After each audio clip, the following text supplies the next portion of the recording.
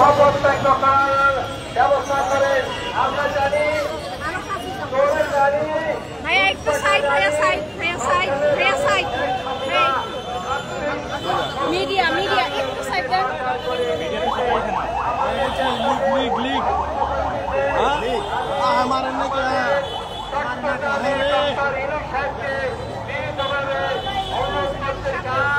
সামনে তো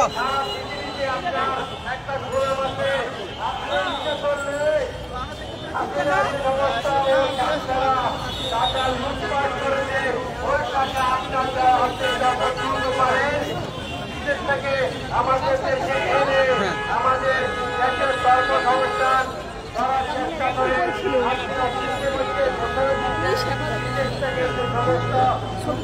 টাকা আসবে। ছবিটা পাইনি। সুপ্রিয় দর্শক, দৈনিক শিক্ষারকম এবং দৈনিক আমাদের বার্তার পক্ষ থেকে আপনাদের সকলকে দৈনিক শিক্ষা লাইভে স্বাগত জানাচ্ছি।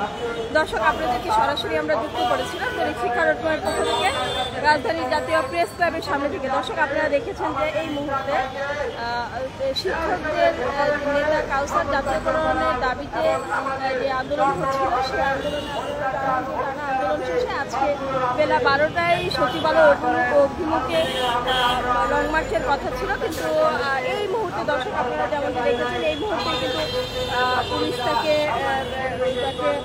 আটক করে নিয়ে গেলেন এবং পরবর্তী যে কোনো আপডেট অবশ্যই জানানো হবে। জাতীয়করণ প্রত্যাশীদের আজকের যে প্রোগ্রাম ছিল বেলা 12টায়, সেখানে হচ্ছে তাদের যে লং মার্চের কথা ছিল। তো বেলা 12টার আগে পুলিশ কিছুক্ষণ আগে ঘটনাস্থলে পৌঁছলেন এবং পৌঁছে সেখান থেকে আপনারা দেখেছেন যে জাতীয়করণ প্রত্যাশী তাকে কাউসার স্যারকে নিয়ে গেছেন এবং সেটি আপনারা দেখেছেন। মিটিং এর পরে আমরা দক্ষিণ সিটি কর্পোরেশনে যাবো, তারপর আমাদের পরবর্তী আন্দোলন ঘোষণা করবো।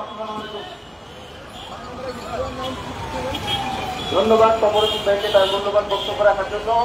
দর্শক, এখানেই চলছিল জাতীয়করণ প্রত্যাশীদের তাদের যে আন্দোলন, সেটি এখানেই চলছিল প্রেস ক্লাবের সামনে এবং সেখানে দেখেন এই মুহূর্তে কিন্তু শিক্ষকরা, জাতীয়করণ প্রত্যাশী শিক্ষকরা তারা অবস্থান করছেন।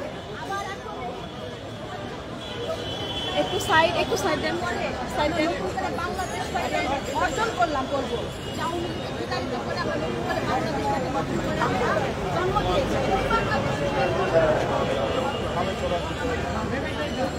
দেখছিলাম কই বসে যাইতে হবে।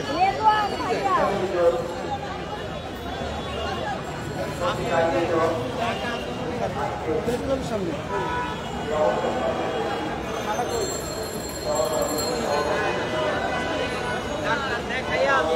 দর্শক, আপনারা দেখতেই পাচ্ছেন যে এখানে কিন্তু এখন একটা বিচ্ছিন্ন একটা পরিবেশ দেখা যাচ্ছে। জাতীয়করণ প্রত্যাশী শিক্ষকরা যারা এসেছিলেন আজকের বেলা 12টায়, যাদের লং মার্চে সচিবালয় অভিমুখে লং মার্চের ঘোষণা ছিল, আপনারা দেখতেই পাচ্ছেন যে সেখান থেকে আজকে তাদের পুলিশ তাদের ব্যানার নিয়ে যায় এবং এর পরবর্তীতে এখানে একটা বিশৃঙ্খল পরিবেশ সৃষ্টি হয় এবং এখানে আপনাদেরকে সরাসরি দৈনিক শিক্ষার মাধ্যমে আমরা জানাচ্ছি এখানকার সর্বশেষ পরিস্থিতি।